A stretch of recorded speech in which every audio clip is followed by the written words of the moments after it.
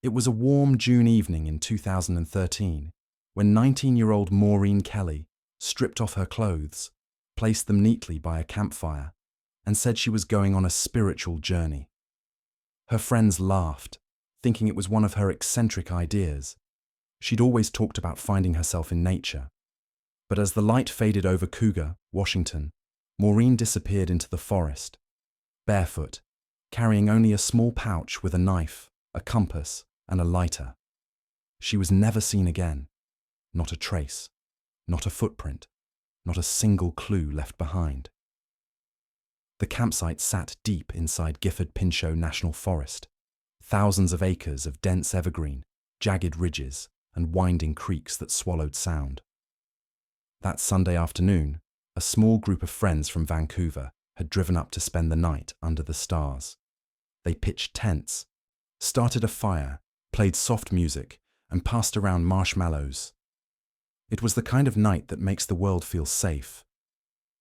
Maureen Kelly was quiet that evening. She sat apart from the others, cross-legged by the flames, watching sparks drift into the trees. Her long brown hair shimmered with the orange glow.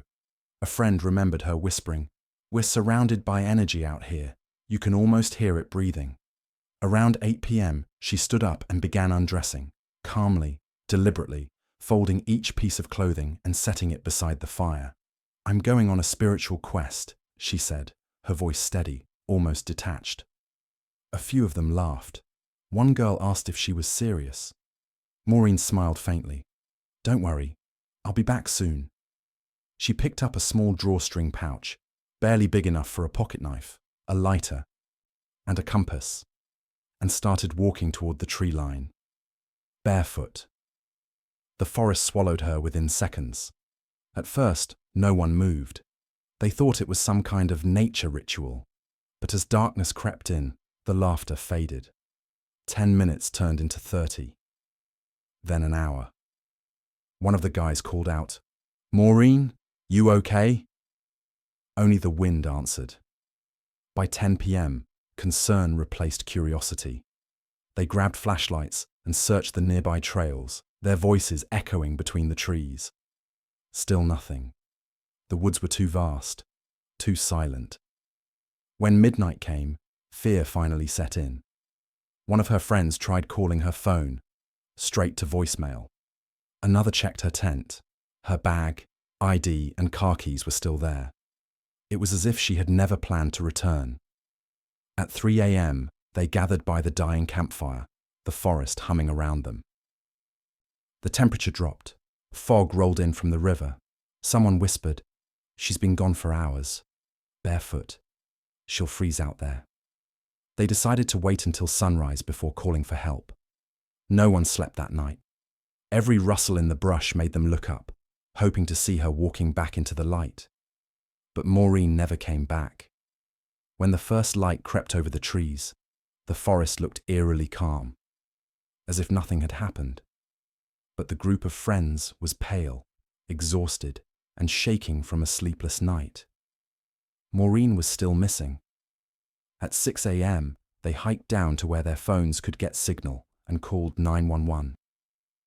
Within hours, Clark County deputies, forest rangers, and volunteers began to arrive. Helicopters circled overhead, their blades cutting through the morning mist. Search dogs sniffed along the trails where Maureen had last been seen, but her scent vanished just a few hundred feet from the campsite, gone as if she'd stepped off the earth itself. "The dogs lose her right here," one handler said, pointing to a mossy patch by a creek. "No tracks, no fibers, no blood, nothing." Investigators spread maps across the hood of a patrol SUV. The terrain around Canyon Creek was rough, thick with ferns, ravines, and old logging roads that twisted for miles. One ranger muttered, "If she went off trail barefoot, she wouldn't have lasted long." By noon, the air had turned hot and heavy. Dozens of searchers shouted her name through bullhorns. The echoes faded into the distance. From the air, the forest looked endless, a sea of green swallowing everything below. When night fell again, they found no trace, Not a single piece of clothing, not even the pouch she carried. The official incident report later described it as complete disappearance with no physical evidence. One deputy, who'd been part of searches for lost hikers before, said quietly, "Usually you find something, a shoe, a piece of fabric, even a trail of broken branches. With her, it's like she just evaporated." The next day, news crews arrived. 19-year-old Maureen Kelly, missing since Sunday night, the local reporter said into the camera, her voice soft against the hum of helicopters. Authorities say she entered the woods naked, declaring she was on a spiritual journey. By the third day, over 60 people were combing the forest, some on foot, some on ATVs, others using thermal imaging drones. But there was still nothing. The search commander called it one of the strangest disappearances he'd ever seen. On the fourth evening, when fog began rolling down the slopes again, one volunteer whispered, "What if she doesn't want to be found?" No one answered. The forest around them was too still, as if it was listening. Before she vanished into the forest, Maureen Kelly was just another small-town girl searching for meaning. She grew up in Vancouver, Washington, quiet, artistic, deeply curious about the world. Her friends said she had a wild heart, someone who could spend hours sketching clouds or lying in the grass listening to the wind. At 19, she had dropped out of community college for a while, telling her mother she needed time to reconnect. She read books on spirituality, meditation, Native American rituals, and survivalism. Her social media posts were full of cryptic lines. To be one with nature, you must first become part of it. And, when we strip away the layers, only truth remains. Some thought it was poetic, others found it unsettling. Her mother, Linda, remembered their last conversation before Maureen left for the camping trip. She was talking about energy, about how we're not meant to live inside boxes. "I thought she was just being philosophical," Linda told reporters. "If I had known she was planning something like that, I would have stopped her." In the weeks before her disappearance, Maureen's mood had shifted. She was cheerful one moment and distant the next, as if she were walking between two worlds. A friend said she'd begun fasting and spending long nights outside stargazing. She said she felt drawn to something in the woods, the friend recalled, like the trees were calling her. Police investigators later looked into whether Maureen had been under the influence of drugs or suffering from mental illness. Toxicology reports, if ever conducted, were never released. There were no signs of psychosis, no history of depression. She had no reason to run away, no boyfriend troubles, no money problems, just curiosity. A spiritual hunger that turned into something much darker. People who knew her best refused to believe she'd simply walked to her death. She wasn't suicidal, her mother said firmly. She believed the forest was alive, but she didn't think it was dangerous. She thought it would protect her. Now, a decade later, the only thing the forest has protected is her secret. The Gifford Ponchot National Forest stretches across more than 1 million acres of wilderness in southern Washington, a labyrinth of thick evergreens, rocky ridges, and deep ravines carved by melting snow. Even seasoned hikers get lost here. The ground is uneven, tangled with roots and fallen logs. Streams run ice cold, even in June. Search teams knew the terrain was working against them. During the day, temperatures hovered around 80 degrees. At night, they plunged close to 40. The forest floor stayed damp, and fog drifted through the trees like smoke. To walk barefoot across that landscape would be painful, and after a few hours, nearly impossible. One volunteer, a retired park ranger, told the local news, "People underestimate this forest. It's not just trees and trails, it's cliffs, caves, hidden creeks. You can disappear here and never be found." Drones scanned the canopy from above, their infrared cameras cutting through layers of green. They detected nothing unusual, no heat signatures, no body, no signs of movement.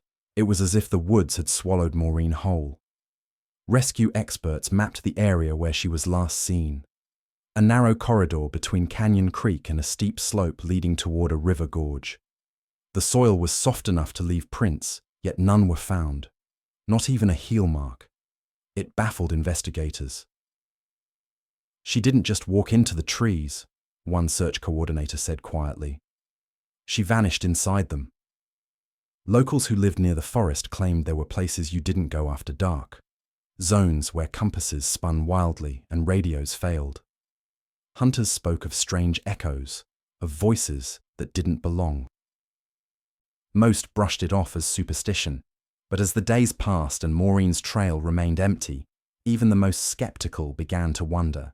Was it exhaustion, hypothermia, a tragic fall, or something that reason couldn't explain?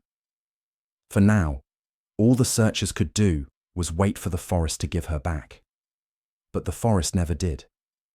By the 5th day, the official search had stretched across 15 square miles of rugged terrain.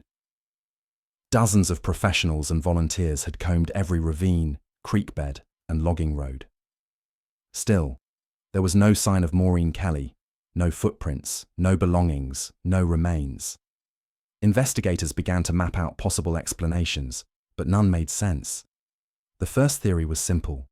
She'd gotten lost and succumbed to the elements. But search experts pointed out the lack of evidence.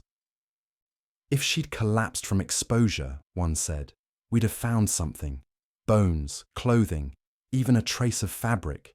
The forest doesn't erase a person overnight." The second theory was darker. Some believed she'd been picked up by someone, maybe a stranger driving through the nearby access road. The problem? No witnesses, no tire tracks, no missing vehicle reports. The only road in or out was checked repeatedly. Nothing. Then came the third theory, the one that divided the town, a spiritual gone wrong. According to her friends, Maureen believed she could walk into the wild and become one with it. She'd mentioned fasting, meditation, and even isolation as part of her quest. Could she have experienced a psychological break, wandered too far, and fallen somewhere unreachable? A psychologist interviewed on local TV said, "It's not uncommon for seekers to overestimate their physical limits. When faith meets wilderness, nature doesn't forgive." Still, there was something about this case that didn't fit the pattern of an ordinary disappearance. Rescue teams with thermal cameras should have picked up a body, alive or not. Dogs should have found a scent. But every lead ended at the same spot, a stretch of moss where her footprints stopped. One officer summarized it bluntly. "People don't just vanish in the middle of the woods without leaving a trace." But she did. As days turned to weeks, hope began to thin. What started as a rescue mission was quietly reclassified as a recovery. And beneath the weight of unanswered questions, a whisper began spreading through Cougar that maybe Maureen had found something out there, and it had chosen to keep her. On the third night of the search, while the teams were regrouping near Canyon Creek, a volunteer named Jeff Turner reported hearing something strange. He'd been walking along a narrow ridge just after sunset when he stopped to rest. "It was faint," he said later, "like humming. A woman's voice. Not words, just this soft, steady hum." At first he thought it was an echo from another search party, but when he radioed in, no one else was nearby. The sound lasted maybe 20 seconds. Then it was gone, swallowed by the wind. The next morning, another ranger mentioned seeing a small flicker of light across the valley around the same time. It wasn't a flashlight, more like a single glowing ember drifting among the trees. Drones were sent to scan the area, but nothing unusual was found. The patch of forest was dense, impossible to move through quickly, especially barefoot. By day 5, reporters were camping near the command post, broadcasting live updates. Locals began sharing their own accounts. A hiker claimed he saw a barefoot woman near a service road 2 miles away. Another said her dog barked wildly at the woods late that night. But none of it led anywhere concrete. Every tip ended in silence. One of the more unsettling discoveries came a week later. A sheriff's deputy found a pile of smooth stones arranged in a small circle beside the creek, like a crude altar. It wasn't far from where Maureen's scent had first disappeared. Some volunteers dismissed it as coincidence, just something hikers do. Others weren't so sure. The stones were clean, the deputy said. Too clean, like someone had washed them. No fingerprints, no signs of fire. No footprints leading in or out. That night, the search teams gathered around their campfire, listening to the forest breathe. The mood had changed. Less like a rescue, more like a vigil. The woods were quiet, heavy, almost watching them back. A veteran ranger who'd worked dozens of missing person cases finally broke the silence. You know what's weird? In most disappearances, nature gives you clues. Broken branches, scraps of clothing, a scent trail. But this one? It's like the forest doesn't want her found. No one replied. The fire crackled, throwing long shadows into the trees. The same shadows that had swallowed Maureen Kelly, and every answer with her. By the second week, the official search began to wind down. Reporters left. Helicopters stopped flying overhead. But for Linda Kelly, Maureen's mother, the search had only just begun. She refused to go home. Instead, she pitched her own tent near the command post, surrounded by photos of her daughter clipped to strings and fluttering in the wind.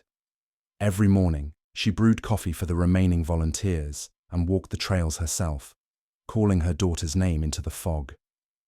"She's out there," she told anyone who would listen. "I can feel her." When the sheriff's office officially suspended the operation, Linda stayed. She walked miles every day with a flashlight and a whistle. Locals started bringing her food and blankets. Someone lent her a two-way radio. Others brought candles, lighting them at dusk near the trailhead. On one particularly cold evening, she spoke to a local news crew through tears. "They think she's gone. But I know my daughter. She believed nature would protect her, not take her. I can't leave her here alone." Her faith, though quiet, was unshakable. She said Maureen had once told her she wanted to walk with the stars and feel the heartbeat of the earth. Linda clung to that, not as a goodbye, but as a promise. A priest from a nearby parish visited her camp and led a small prayer under the pines. A few volunteers joined in, heads bowed, flashlights dimmed. "Lord," he said softly, "if she's lost, guide her home, and if she's already home, give her mother peace." For a moment, even the forest seemed still, but peace never came. Days turned into weeks. The crowds disappeared, and only Linda remained, a solitary figure sitting by the empty trailhead, staring into the same darkness that had swallowed her daughter. Each night, she left a lantern burning at the edge of the woods. Some said they'd seen it flicker from miles away, a single point of light floating in the trees, a mother's hope refusing to fade. By the end of summer, the story of Maureen Kelly had faded from the headlines. The search was officially over. What remained were the empty trails, the cold ashes of old campfires, and the quiet rustle of wind through the trees. Locals said the forest felt different after that, heavier somehow, as if carrying a memory that wouldn't let go. The tourists stopped coming. Hikers who used to camp along Canyon Creek began avoiding the area. "It just feels wrong now," one man said. "You walk in and it's like the air thickens, like the woods are holding their breath." Then the stories began. Some claimed that late at night, when the fog rolled down the hills, they'd seen a woman wandering near the creek, barefoot, long hair tangled, skin pale under the moonlight. She never looked at anyone, just drifted between the trees and vanished into the mist. A hunter swore he heard someone whisper his name while tracking deer one dawn. "I thought it was my radio," he said, "but it was off." A couple driving the back road near the trailhead reported seeing a lantern glowing deep in the woods, a single flickering light moving slowly uphill. When they stopped to look, it went out. Sheriff's deputies checked these claims, of course. Nothing was ever found. Some locals dismissed the tales as small-town superstition, but those who had joined the original search knew better. "The forest remembers," one of them said quietly. We looked for her everywhere, but maybe she found a place we can't reach. Linda Kelly still visited once a year. She'd drive up with flowers, light a candle, and sit by the creek for hours in silence. One time, a volunteer who'd gone with her said that as dusk fell, Linda whispered, "I hear her sometimes. Not words, just peace." No one knows what she meant, but to this day, when the fog drifts through Cougar and the woods fall still, people say you can feel her there. The girl who walked into the forest and never walked back out. 3 years passed before Maureen Kelly's name returned to the public eye. In 2016, the television show Disappeared featured her story in an episode titled Lost in the Wild. It reopened every old wound, the unanswered questions, the missing evidence, the uneasy silence that still hung over Cougar. The production crew spent weeks interviewing local officers, forest rangers, and Maureen's family. They hiked the same trails, filmed the same ridges, and even brought in a survival expert to analyze the case. His verdict was chilling. For someone barefoot, untrained, and with no supplies, survival past 24 hours would have been nearly impossible. But if she died out there, the forest would have left a trace. And yet, there's nothing. The episode reignited public interest. Online forums filled with theories, some logical, others wild. One thread suggested she might have joined a hidden commune deep in the woods. Another claimed she'd faked her death and was living off the grid. Others whispered darker possibilities: abduction, ritual, even the supernatural. Detective John Cannaday, who had led the original investigation, agreed to speak on camera for the first time. His expression was weary, his tone steady. "I've seen a lot of missing persons. 99% of the time you find something, a clue, a lead, a reason. But this one, it's different. It's like nature erased her on purpose." Producers ended the segment by revisiting the last known spot where Maureen's footprints vanished. The camera lingered on the moss, the trees, the empty air between them. The host's voice broke the silence. "Some mysteries don't fade. They wait." After the episode aired, calls came in from viewers claiming to have seen a young woman who looked like Maureen in Oregon, Idaho, even Montana. None could be verified. Every trail went cold. For Linda Kelly, it was both hope and heartbreak. "Every time they talk about her again," she said, "it's like losing her all over."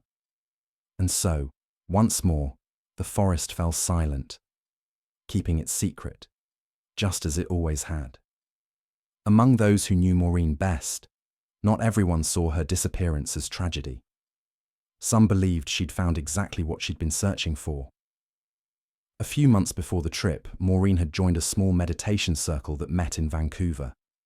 They spoke about shedding the physical form and becoming one with the natural current of life. Her friends remembered her fascination with the idea that human consciousness could transcend the body. "She talked about walking into nature and dissolving into it," one member said. "Not dying, transforming." When the police report was released, some of her friends gathered by the river to hold a candlelight vigil. Instead of mourning, they treated it like a farewell to someone who had crossed over. They sang softly, placed flowers in the water, and whispered her name as the current carried them away. But others, including her mother, rejected that notion. Linda Kelly said, "My daughter didn't walk away from life. She loved it. She just got lost in something she didn't understand."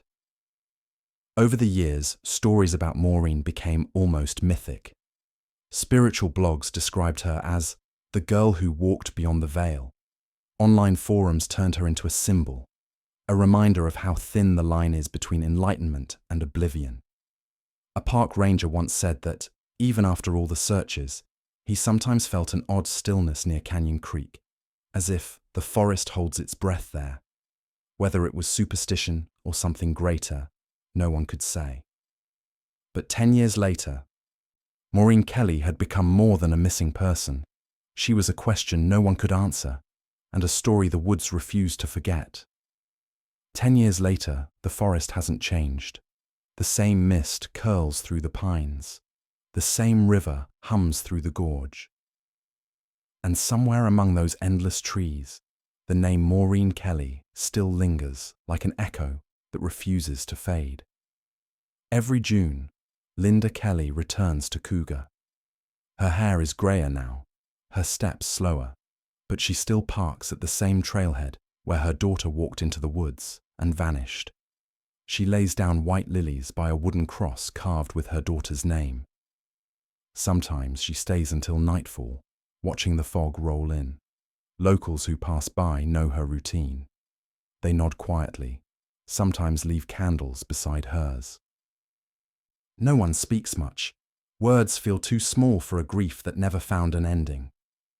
On the 10th anniversary, a small group of hikers found her sitting by the creek at dusk, staring into the water. "She didn't cry," one of them said. "She just smiled and whispered something we couldn't hear." A new wooden sign marks the area now, in memory of Maureen Kelly, forever walking with the stars. Visitors leave pebbles, bracelets, or folded notes beneath it. Every once in a while, someone claims they see a faint light between the trees, a lantern swaying gently, like someone walking the same path again and again. Most say it's nothing more than tricks of the mist, but others aren't so sure. For them, Maureen isn't gone. She's part of the forest now, a reminder that some journeys don't end where we expect, and some souls simply keep walking. There are stories that end with answers, and then there are stories like this one, where silence becomes the only witness. Maureen Kelly's disappearance isn't just another mystery filed away in some cold case drawer. It's a question that reaches beyond the edges of reason, a reminder of how fragile the line is between faith and danger, between the world we see and the one we can only feel.